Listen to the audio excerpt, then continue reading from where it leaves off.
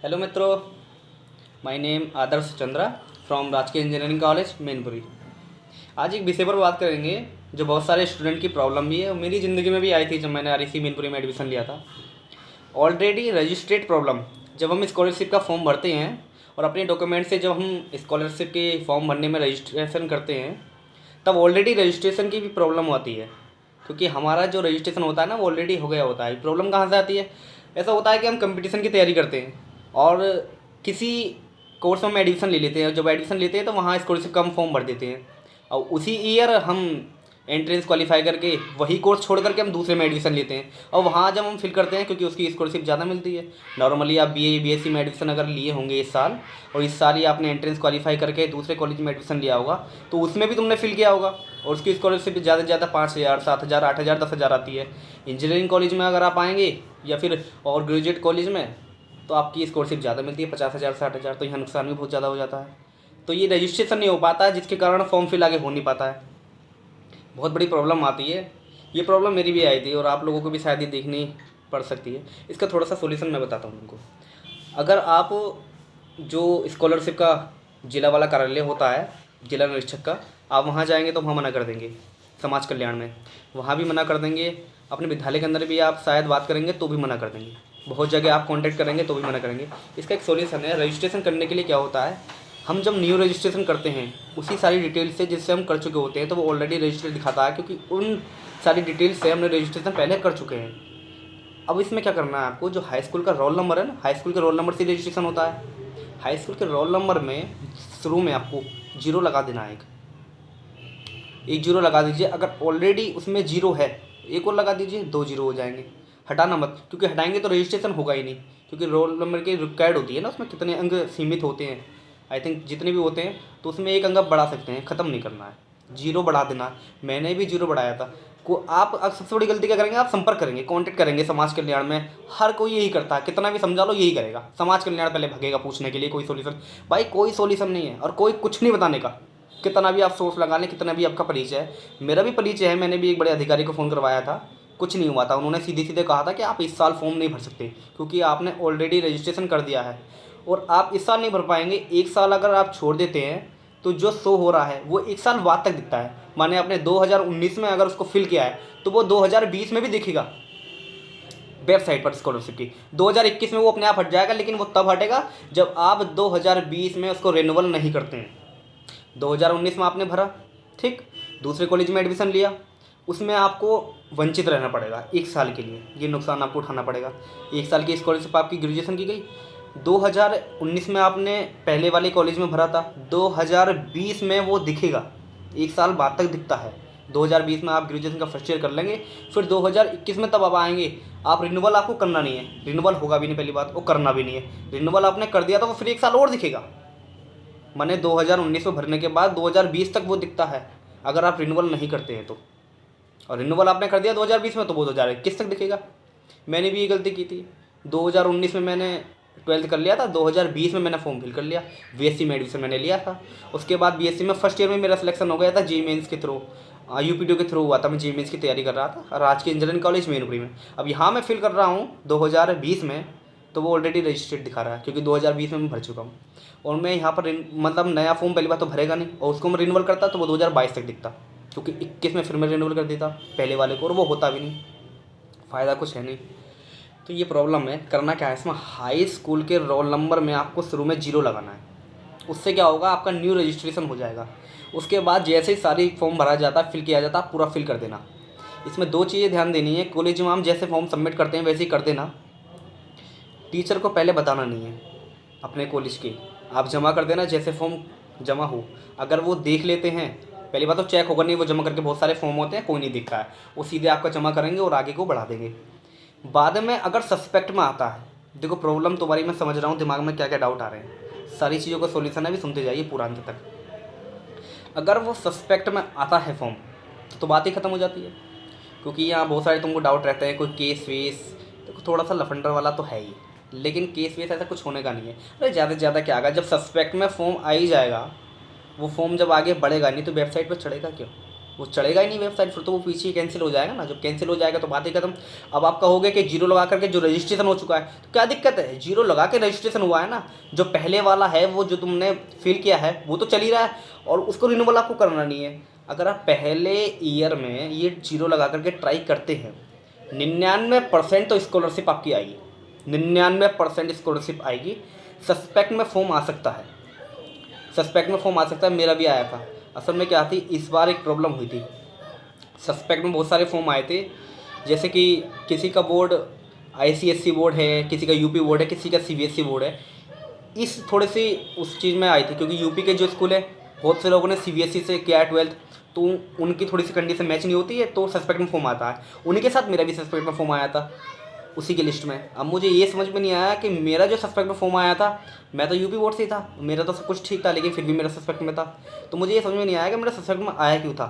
CBSE UP board की problem मेरी थी नहीं, लेकिन कुछ स्टूडेंट को आया था वो सस्पेक्ट में, वो भी यूपी बोर्ड से थे, लेकिन फिर भी सस्पेक्ट में आया था उनका, ये नॉर्मली प्रॉब्लम थी। तो ये थोड़ी सी छुपी रह गई, मुझे समझ में नहीं आया कि मैंने जीरो लगाया था इसलिए सस्पेक्ट में आया है, या फिर यूपी बोर्ड की जो नॉर्मली सबके साथ प्रॉब्लम हुई थी, नॉर्मली किसी की तो रियली थी क्योंकि वो CBSE में पढ़ते थे, लेकिन कुछ यूपी बोर्ड में पढ़ते थे, फिर भी उनका सस्पेक्ट में आया था। मेरा भी आ गया, क्यों आया ये मुझे पता नहीं चला, लेकिन मेरी फिर भी स्कॉलरशिप आई क्योंकि सस्पेक्ट में फॉर्म आया था, मेरी टीचर ने मुझको बताया था। बाद में मैंने अपने कॉलेज के टीचर से बात की थी जा करके, मैंने उनको सीधे सीधे बता दिया था कि मैंने यहाँ जीरो लगाया, मेरी ये प्रॉब्लम है। उन्होंने मुझसे कहता था कि तू भर, जो होगा वो देखा जाएगा। बाद में सस्पेक्ट में फ़ोन आया था सस्पेक्ट में फॉर्म मेरा, उसके बाद उन्होंने क्लियर करवा दिया था, क्योंकि जो स्कॉलरशिप के जो टीचर होते हैं ना, कोऑर्डिनेट होते हैं, उनका पूरा परिचय समाज कल्याण से होता है, और कुछ फॉर्म में जब कमी आती है ना, सीधे उनके पास फ़ोन आता है, और उन्होंने अगर फ़ोन पर कह दिया कि हाँ इसका फॉर्म ठीक है, मैंने चेक कर लिया ऐसे करके, तो आपका वो क्लियर कर देते हैं। और एक बार अगर क्लियर हो गया तो मैक्सिमम चांसेस है हर ईयर स्कॉलरशिप आनी है आपकी। ये अगर मान लीजिए सस्पेक्ट में आने के बाद भी, देखो 99% तो आएगी स्कॉलरशिप, 1% अगर सस्पेक्ट में फॉर्म आया और आपके कॉलेज के टीचर ने नहीं किया, कर देंगे। मिठाई का डिब्बा, घर से कुछ चाय पानी ले जाना, चाय पानी मीन्स जानते हैं ना, सब होता है, चिंता ना करो, सब हो जाता है, करके देखना। मेरा नहीं हुआ था, मेरा तो ऐसे ही हो गया था, मैंने की थी, लेकिन तुम करके देखना, हो जाएगा। अगर सस्पेक्ट में फॉर्म आता है और आगे वो प्रोसेस बढ़ता नहीं, 99% बढ़ेगा, 1% अगर बाई चांस नहीं बढ़ता, तो स्टूडेंट ये सोचते हैं कि हम इसमें लफड़े में पड़ जाएंगे कि पहले वाला भी फॉर्म हमारा रजिस्ट्रेटेड हो गया और जीरो लगा करके दो फॉर्म हो गए। अरे क्या दिक्कत है, सस्पेक्ट में आगा तो वो तो प्रोसेस आगे बढ़ेगा ही नहीं, वो तो कैंसिल हो जाएगा। अब बात है रजिस्ट्रेशन, अपना रजिस्ट्रेट जो हो गया दूसरा वाला, तो होने दो ना, जीरो लगा करके तो कामयाब होने वाला नहीं था। जो अब आपका रुक जाए, मान लो आपका बाई चांस अगर रुक जाता है, तो वो तो आगे बढ़ा ही नहीं। अब जीरो लगा करके आपने जो फिल किया है वो चल रहा है, लेकिन पहले वाला जो जो ओरिजिनल है हमारा, जिसमें हमने बिल्कुल ठीक भरा था, वो ऑलरेडी दूसरे विद्यालय था। अब वो पहले ईयर अगर आपकी स्कॉलरशिप नहीं आती है, वो सस्पेक्ट में आता है, तो सेकेंड ईयर आपको उसी फॉर्म को रिन्यूअल नहीं करना है, आप नया फॉर्म फिल करेंगे। अब आप कहेंगे कौन सा रोल नंबर वही वाला भरेंगे जो आपका है, क्योंकि वो उस वेबसाइट से हट जाएगा पहले वाला फॉर्म, वो तो चलते रहना है। मतलब यह है कि आपके पास जो सेकंड ऑप्शन है जीरो लगाने वाला, वो बिल्कुल फ्री है।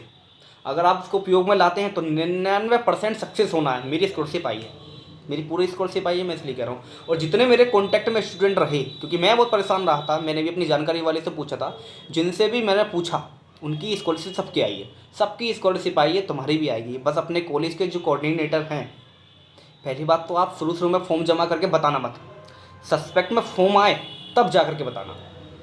पहली बात तो शायद सस्पेक्ट में ना आए फॉर्म, लेकिन अगर आता है फिर बताना प्यार से जाकर के, सर हमारी ये प्रॉब्लम है और आपसे मेरा निवेदन है कि आप इसको पास करा दीजिए। थोड़ा बहुत बात कर लेना, वो करेंगे खुद ही जैसा भी होगा। फिलहाल आपका वो चाहें तो पास हो जाएगा, कोऑर्डिनेटर अगर चाहें तो आपका पास हो जाएगा सस्पेक्ट में। अगर बाई चांस 99% पास होगा, बाई चांस 1% अगर वो नहीं करवा पाते हैं तो उसको रहने दीजिए। पहले साल तो आपकी आनी नहीं थी, जो आपने कोशिश की वो भी आपकी फेल हुई, लेकिन क्या दिक्कत है, कोशिश तो बरकरार रही। 99% चांसेस हैं आने के, 1% की नहीं आएगी तो क्या आप ये तरीका नहीं अपनाएंगे? ये तो बेवकूफ़ी है। मेरी आई है और जितने मेरे कॉन्टैक्ट में उनकी सबकी आई है। जीरो लॉक करिए, अगर बाई चांस अगर नहीं आती है, बाई चांस अगर नहीं आती है, तो जो पहले वाला ऑलरेडी रजिस्टर्ड फॉर्म था वो तब तक हट जाएगा जब आप सेकेंड ईयर में आएंगे। फिर आप न्यू फॉर्म भरना पहले वाले रोल नंबर से, सेकेंड वाला छोड़ देना। मैं फिर बोल रहा हूँ 99% चांसेस हैं आने के, 1% नहीं है चांस, इसलिए कोशिश करना। शुरू में आपको बताना नहीं है अपने अध्यापक को। अगर परिचय ठीक है और आपको लगता है कि उनका स्वभाव थोड़ा सा अच्छा है, तो आप बता सकते हैं। मेरे वाले कोऑर्डिनेटर जो हैं राजकीय इंजीनियरिंग कॉलेज में मैनपुरी में, उनका थोड़ा स्वभाव अच्छा है। मैंने उनको बता दिया था जाकर के बिल्कुल सच कि मेरी ये प्रॉब्लम है, और इस तरीके से मैंने फिल किया था। हालांकि मैंने वो जो स्कॉलरशिप फॉर्म भरा था ना मैंने बीएससी में, उसकी भी स्कॉलरशिप आई नहीं थी, क्योंकि मेरा जो बैंक है वो थोड़ा सा इमर्ज हो गया था दूसरे बैंक में, इसलिए वो आई नहीं। लेकिन उससे कोई फ़र्क नहीं पड़ता, वेबसाइट पे तो नाम चढ़ गया था ना। अब आए ना आए क्या फ़र्क पड़ता है, ये तुम्हारी गलती है। फिलहाल ये है, अगर आपके टीचर का हैबिट्स अच्छी है तो आप उनको बिल्कुल क्लियर सच बता दें जाकर के कि हमारी ये प्रॉब्लम है, और वो कोशिश करेंगे। ऐसा नहीं है अरे अच्छे हैं तभी तो वो कोशिश करेंगे, ऐसा आप देख सकते हैं। अगर आपको लगता है कि वो इस तरीके के नहीं है तो नहीं बताएं। और जब सस्पेक्ट में आए, सस्पेक्ट का इंतजार करना, सस्पेक्ट में आए वो खुद आपसे कांटेक्ट करेंगे, हो सकता है वो बताएंगे, लिस्ट भेजेंगे कि आपका फॉर्म सस्पेक्ट में है, तब जाकर के उनको बताएं कि सर हमारी ये प्रॉब्लम थी, शायद इसकी वजह से सस्पेक्ट में आया, कृपया आप थोड़ा सा देख लें इसको कैसे पास हो सकता है। अपने तरीके से बात करें, देखो 99% कर देंगे वो, उनके हाथ में है उनके हाथ में। तो क्या आप धोखाधड़ी थोड़ी कर रहे हो, स्कॉलरशिप ले रहे हो ना, धोखाधड़ी थोड़ी है ये। नए कोर्स में आप एडमिशन लिए हैं, वैसे आती नहीं है, थोड़ा सा लफंडर वाला काम है ये, लेकिन मेरी दृष्टि में तो गलत नहीं है। स्कॉलरशिप आनी भी चाहिए, नया एडमिशन आप ले रहे हो, नई फीस जमा कर रहे हो तो आना ही चाहिए। देख लें आप, ठीक है, इसका ये सॉल्यूशन। बाकी नहीं समझ में आया तो आप कमेंट करना, मैं आपको रिप्लाई दे दूंगा। फिर ध्यान से सुनना, 0 लगा करके रोल नंबर में 0 आप लगाइए, रजिस्ट्रेशन आपका न्यू हो जाएगा, उसी से पूरा फॉर्म फिल कर लीजिए। 99% चांसेस आने के हैं, 1% नहीं आया। मेरी वीडियो अपलोड है, जब भी ये प्रॉब्लम आए आप मुझे कमेंट करना। ये तरीका अपनाने में कोई बिल्कुल भी खतरा नहीं है। अरे सस्पेक्ट में फॉर्म आएगा, कैंसिल हो जाएगा, कौन सा तुम्हें पुलिस उठा कर ले जाएगी भाई। ज़्यादा से ज़्यादा क्या होगा, कैंसिल ही तो हो जाएगा, खत्म कहानी। तुम कोई चोर हो क्या, 10-10 जगह एडमिशन लेकर के फीस मारे फिर रहे हो सरकार की, ऐसा थोड़ी है। ठीक है, करो बेफिक्र होकर करो। बाकी अगर आपको ज़्यादा डर लग रहा तो भैया मत करो, कभी तुम कह दो कि उसने कही थी। ठीक है, मैं सक्सेस हुआ हूँ, मैं इस बारे में जानता हूँ, बहुत लोग जानते नहीं हैं, इसलिए मैंने ये वीडियो बनाई थी कि आपको थोड़ी सी जानकारी मिल जाएगी। बाकी इसका और कोई रीज़न नहीं है। बच्चा बहुत परेशान हो जाता है, क्योंकि अमाउंट बहुत है ना, 50,000 रुपये, घर वाले भी डांटते हैं, फिर बहुत सारी कंडीशंस आ जाती हैं। मैं बहुत परेशान हुआ था, मैं फिर बता रहा हूँ, भागा दौड़ी करने की ज़रूरत नहीं है। मुझे फिर भी पता है कि सुनने के बाद आप फिर भागा दौड़ी करेंगे, मत करना, कोई फ़ायदा नहीं है। कितना ही हाथ पैर फेंक लो, समाज कल्याण में 20 चक्कर लगा लो, कुछ नहीं होने का।